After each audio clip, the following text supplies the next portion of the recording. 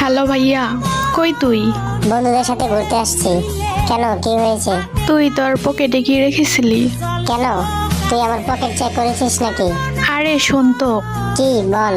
আমি তোর ঘর গোছানোর সময় তোর পকেটে ধরিনার পাতা পেয়েছি। কেমন না লাগে? রাগ দেখাস কেন? আরে এগুলো তারপর রান্না করার সময় ধনিয়ার পাতাগুলো তরকারিতে দিচ্ছি। এখন আব্বু আম্মু খেয়ে কি সব আবোল তাবোল বলতেছে। কি বলতেছে? বাবা বলতেছে আমি আকাশে উঠতেছি, মা বলতেছে আমি চাঁদের দেশে যাচ্ছি। আর কি কি বলে? বাবা বলতেছে আকাশের উপর দিয়ে নাকি বিয়ের সব যাত্রী যাচ্ছে, মা বলতেছে চাঁদের দেশে নাকি বর দেখতে যাবে।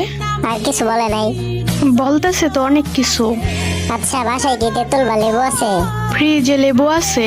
কেন, লেবু দিয়ে কি হবো? তুই দুইজনকে লেবু খাওয়া। কিন্তু কেন?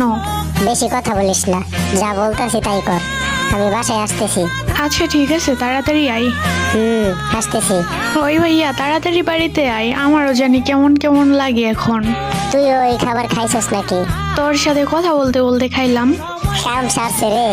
আচ্ছা তুই লেবু খা, আমি আসতেছি।